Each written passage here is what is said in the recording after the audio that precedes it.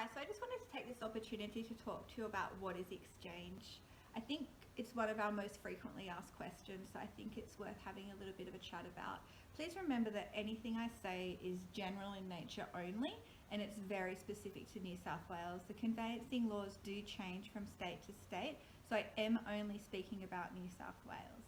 So what is exchange? Basically, once the terms of the deal have been decided, such as price and any conditions that might be attached, like if the purchaser needs finance or they'd like to do some inquiries, such as a pest and building report, your conveyancer or solicitor, your representative basically, will be notified and they will hold a contract. Once they have that, they will make an appointment for you to come in and sign the contract, or they'll send it out by email for you to sign it.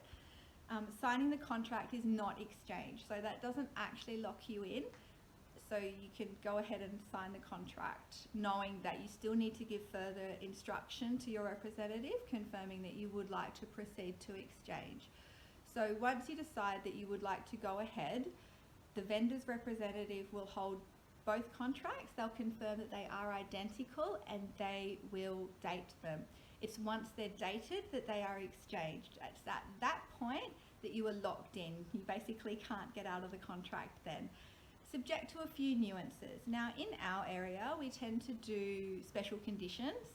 So if you require finance or you'd like to do a pest and building report, then we would put in a special condition about that. And we'd also generally, the vendor would request that you waive the cooling off period in lieu of those special conditions. Should your special conditions not be met, you can't get finance or the pest and building doesn't come back satisfactory, then the purchaser can be released from the contract with very minimal penalty, I would say.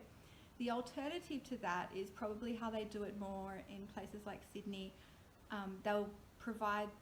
The vendor will provide the purchaser with a 10-day cooling off period, and it's in this 10 days that the purchaser will do their inquiries and get their finance sorted and everything like that.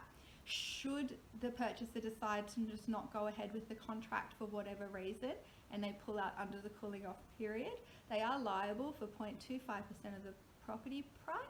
So that can go into the thousands, especially with property prices at the moment. So basically that's the exchange process and that's how it works. I hope this was useful information.